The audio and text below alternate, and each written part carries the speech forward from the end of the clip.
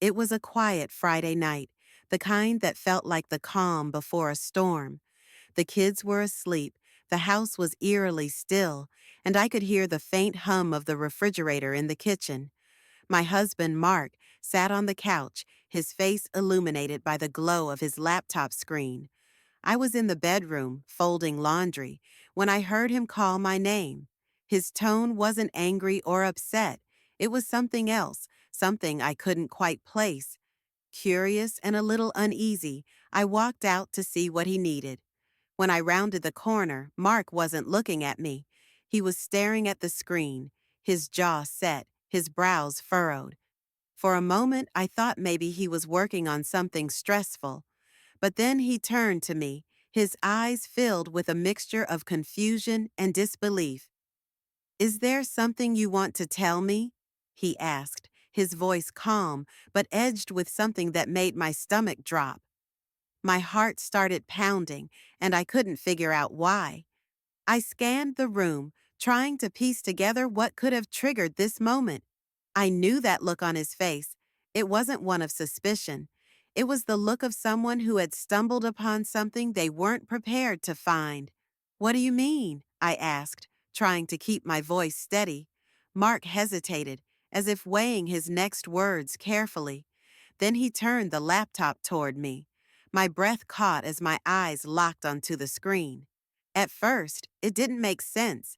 Just a series of documents, emails, and images. But the more I looked, the clearer it became. He had found something I never wanted him to see. 1,000 thoughts raced through my mind. How had he come across this? Why tonight of all nights? And most importantly, how was I going to explain? The air between us felt heavy, like it could shatter with the wrong word. "I wasn't snooping," he said, almost apologetically. "I was looking for that email you mentioned earlier, and this popped up." I felt a lump in my throat as I tried to find the right response, but none came. My mind was spinning, replaying all the moments that had led up to this, all the decisions I had made that I thought were buried and forgotten. But here it was, laid bare before him. Mark leaned back, waiting for me to say something, anything to explain. His expression wasn't angry, it was searching, waiting for the truth. And that's when it hit me. This wasn't just about the secret he had uncovered. This was about trust, about everything we had built together, now teetering on the edge of something I couldn't yet define. I took a deep breath, knowing there was no turning back. Whatever happened next, this night was going to change everything. I stood there frozen, my mind racing as I tried to figure out what to say. Mark's eyes stayed on me, steady and patient. But there was something underneath, an urgency, a need to understand. I wanted to speak, to explain, but my throat felt tight and no words came out. Instead, I sat down across from him, the screen still glowing between us like a spotlight on everything I had kept hidden. "It's not what it looks like," I finally said, my voice barely above a whisper. As soon as the words left my mouth, I realized how cliché they sounded, like something out of a bad movie. Mark raised an eyebrow, skeptical but still silent, waiting for me to continue. The truth was, I didn't know where to start. How do you explain something that feels too big, too complicated, to put into words? I glanced back at the screen, my stomach twisting into knots. The documents and emails weren't random. They told a story, a version of events I had carefully kept locked away, never imagining they would resurface like this. "I wasn't trying to hide this from you," I said, though even as I said it, I knew how hollow it sounded. I just, I didn't know how to bring it up. And then so much time passed, and it felt easier to leave it alone. Mark didn't say anything, but I could see the wheels turning in his mind. He wasn't the kind of man to jump to conclusions, but I could tell he was struggling to connect the dots. I wanted to reach out to him, to tell him everything would be okay, but I wasn't sure if that was true. As I sat there, I thought back to the moment it all began. The decision I had made years ago that had led to this exact moment. At the time, it felt like the right thing to do, maybe even the only thing to do. But now, staring at the evidence laid out in front of us, I wasn't so sure. The house felt unbearably quiet. The hum of the refrigerator seemed louder, the ticking of the clock more deliberate.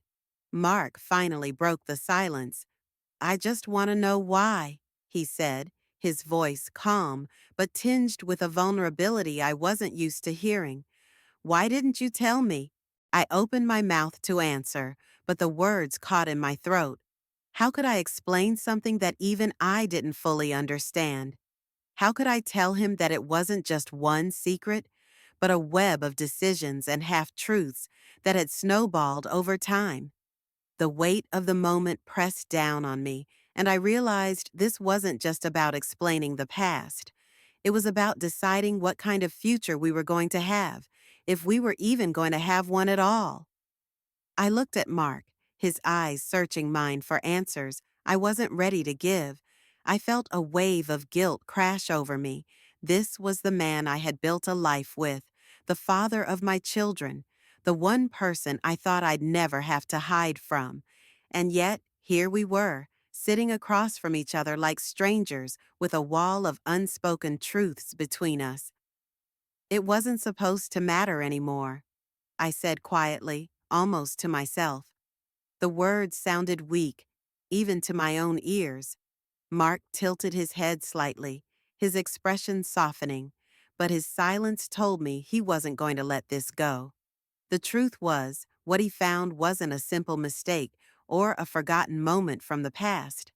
It was a choice, one I made out of fear and desperation, back when everything felt like it was spiraling out of control. At the time, I convinced myself it was the right thing to do, that it would protect us, protect him. But now I wasn't so sure. Mark leaned forward, his elbows resting on his knees. "Do you even trust me?" he asked, his voice calm but heavy with emotion. "Because it feels like you've been carrying this all by yourself, and I don't understand why." That question hit me harder than I expected. It wasn't about the secret itself anymore.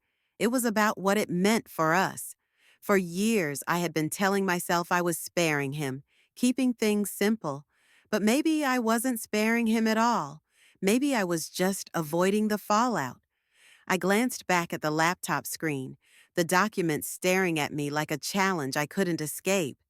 This wasn't just a moment I could brush aside. It was the moment everything would change. I could feel the weight of Mark's gaze as I sat there, my hands trembling slightly in my lap. The air between us felt thick, every second of silence stretching longer than the last. My mind was racing, trying to decide if I should tell him everything now, or keep holding on to the fragile hope that I could find the right moment later. But deep down, I knew there was no later, not anymore. Mark leaned back slightly, crossing his arms as he watched me. "You're not saying anything," he said, his voice calm but edged with frustration. "Do you know how that feels? Sitting here, knowing there's something you've been hiding, but not knowing why?" I opened my mouth to speak, but no sound came out. How could I put into words what I had kept locked away for so long? It wasn't just one decision, it was a series of them, each one leading me further into a corner I didn't know how to escape. And now, it felt like everything was unraveling all at once. Mark glanced at the laptop again, his brow furrowing as if he were trying to piece the puzzle together on his own. "Is this about money?" he asked suddenly. "Or something from before we were married? I just don't understand why you couldn't tell me." His questions cut deeper than I expected. It wasn't about money, and it wasn't about something before our marriage. It was about a moment when I had to choose between doing what felt right and doing what felt safe. And I had chosen safety, even if it meant keeping him in the dark. The sound of the clock ticking in the background felt deafening. I could feel the moment slipping away, the chance to come clean hanging by a thread. My heart pounded as I realized I was standing at a crossroads. If I didn't tell him the truth now, I might never get the chance again. I swallowed hard, feeling the lump in my throat grow as I prepared to finally say something. But just as I opened my mouth, Mark's phone buzzed on the coffee table, breaking the moment. We both glanced at it, and I could see his hesitation. Normally, he would ignore a late-night message, especially in the middle of something like this, but something about the timing felt too deliberate. He picked it up, his eyes narrowing as he read the screen. His face changed, first confusion, then something darker. "You've got to be kidding me," he muttered under his breath. My stomach dropped. "What is it?" I asked, my voice shaky. Without saying a word, Mark turned the phone toward me. On the screen was a message from an unknown number, the text short but chilling. "Ask her about the rest of it." The room seemed to spin for a moment. My breath caught in my chest as I stared at the words, the meaning sinking in. Someone else knew. Someone out there was aware of what I had done, and they weren't going to let it stay buried. Mark put his phone down, his expression shifting from hurt to anger. "What is this?" he demanded, his voice louder now. "Who is sending me this? Is there more you're not telling me?" My mind was racing. Who could have sent that message? How much did they know? And why now? I tried to form an answer, but my thoughts were scattered, and every second of silence only seemed to push Mark further away. "I don't know who that is," I said finally, my voice barely audible. It wasn't a lie. I really didn't know. But it didn't matter. The damage was done. Mark stood up, pacing the room now, his hands running through his hair. "This just keeps getting better," he said, his tone dripping with sarcasm.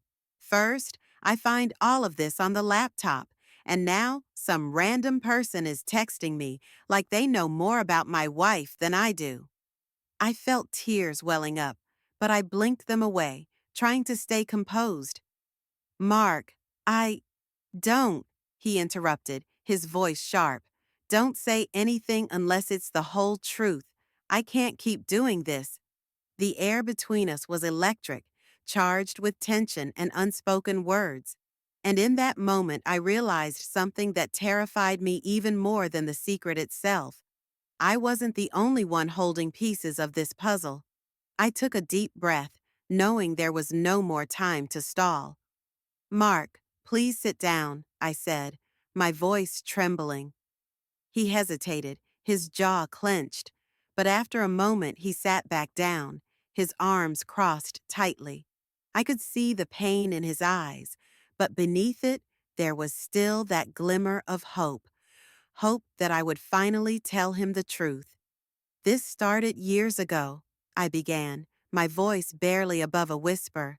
"Before we got married, I thought it was over, that it wouldn't follow me into our life together, but I was wrong."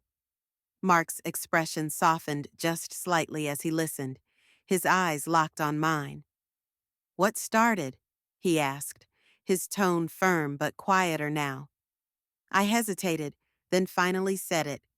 "I got involved with someone I thought I could trust. It wasn't romantic or anything like that.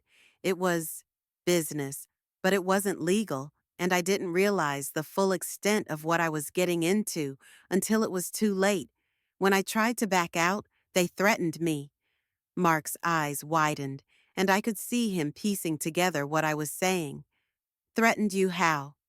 "Not physically," I explained quickly, "but they had information, things about my family, my job. They told me if I didn't help them, they'd ruin everything. So I did what they wanted.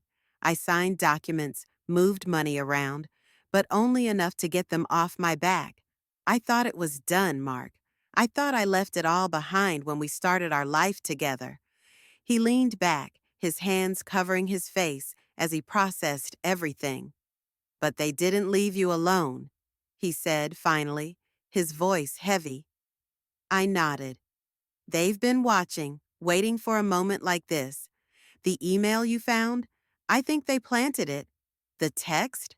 That's them, trying to drag me back in. Mark stared at me, the anger in his face replaced by something else, fear. And if you don't cooperate, they'll expose everything, I said quietly. Not just me, United States, you. Before either of us could say more, Mark's phone buzzed again. Another text. This time it wasn't cryptic. It was a single address with the words, "Come alone." Mark looked at me, and in his eyes, I saw the same question that was pounding in my own chest. What have we just stepped into? Mark and I sat there, staring at the message on his phone. The address felt like a ticking time bomb, daring us to step into something we couldn't fully understand. For a moment, neither of us spoke. The weight of everything, the secrets, the threats, the unknown, pressed down on us. But then, Mark did something I didn't expect. He reached out and took my hand. We're not going to let them control this, he said firmly. His voice was steady now, filled with determination. You're not doing this alone. We'll face it together. Tears welled up in my eyes, and for the first time that night, I felt a spark of hope. I had been so afraid of losing him, so consumed by the fear of what my past might do to our future, that I hadn't considered the strength we had together. After a long pause, Mark stood up and grabbed his keys. We're going to the police, he said. I froze. Mark, if we do that, they might. They're already threatening us, he interrupted. Letting them control us isn't an option anymore. We'll explain everything, and we'll deal with whatever comes. But we're not playing their game. It was terrifying, but I knew he was right. We drove to the nearest station, my heart pounding the whole way. Mark stayed by my side as I explained everything to the officers, the shady business dealings, the threats, and the messages. They listened carefully, taking down every detail. Over the next few weeks, the authorities launched an investigation. It turned out the people who had been blackmailing me were part of a larger operation that had been targeting others as well. My cooperation helped expose them, and while it wasn't an easy process, it brought me a sense of relief I hadn't felt in years. Through it all, Mark never left my side. There were hard days, days when we argued, when the weight of everything felt unbearable, but we worked through it together. The experience forced us to rebuild our trust, brick by brick, and in the end, it made us stronger. Looking back, I realized the most important thing wasn't that I had kept a secret, but that I finally found the courage to face it. The truth was messy, painful, and complicated, but it also set us free. And in the end, it reminded me of the power of honesty and the resilience of love.